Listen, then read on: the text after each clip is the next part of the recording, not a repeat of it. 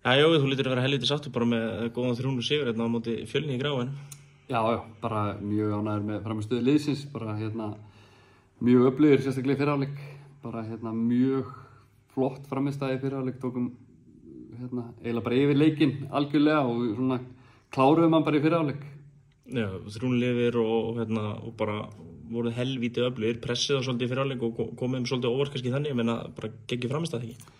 Jú, bara mjög ánægður með, við var bara svona power í okkur og við þorðum að keyra á þá, keyra aftur fyrir það og bara voru mjög flottir, spiluðum boltanum fram á við í fyrri hálfleik, sérstaklega. Já, ég myndi lýsa þess eins og því að vera leikið græðið fyrir og svo bara framkvæmt morð í seinni.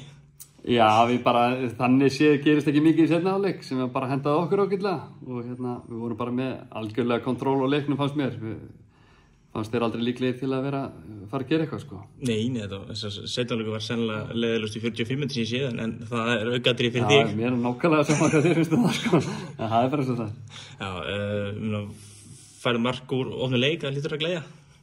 Já, við náttúrulega hefðum átt að skora fleiri mörk eftir opin leik í dag og það bara gleður mann alltaf bara að skora hvernig þessi mörkin koma. En byrjunin á mótinu, hún bara virkilega góð og þú hlýtur að vera mjög sáttur með hana.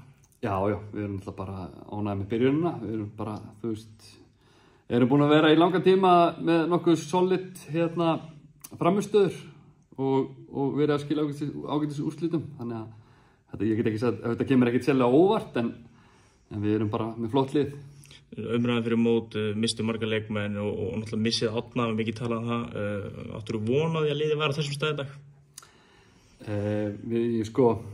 Já, alveg eins, en ég menna, við missum náttúrulega mjög góða leikmenn í fyrra, en við erum búin að replacea alveg þokkarlega og náða að halda svona kjarnanum í liðinu, þannig að já, en auðvitað veit maður aldrei hvað gerist, ég menna, maður veit ekki fyrir hvað framtíðin beri skauti sér, en bara, við erum bara ánægðir með það sem við erum og við erum búin að líka svona ná að tengja fleiri leikmenn inn í hópinn og mér finnst við að vera með fleiri option í dag heldur en við vorum í fyrra og við höfum verið með marga mjög góða.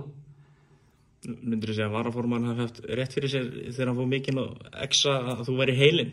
Já, ég veit nú ekkert það, en nei, ég held svona ekki tjá með það, sko. Mark Ásland, ég minna, þetta bara sennilega besti hafsendin í deildinni, hvað gefur hann ykkur bæði innan og utan vallar? Já, hann náttúrulega bara innan og utan vallar, náttúrulega bara algjör leiðtogi og bara nána svona hluti af þjálfarateyminu líka, hann náttúrulega, og fleiri líka, við erum með Alla, Kostik og Kristján Alla og Kalla og Villa og þetta bara alvöru leiðtogar búin að taka stór skref í því að vera leiðtogar innan liðsins, sem við erum bara mjög ánægðir með. En þú tekur Kalla á Árbæ, var það bara útséð og þú myndir taka þriðjudeild leikmann og gera hann að mynda eitt besta hafsendapar deildarinnar? Ég sá það á fyrstu æfingu að Kalli væri nógu góð til að spila lengi deildinni. Já, ég þakka þér fyrir það. Já, ekki mál. Takk fyrir. Takk.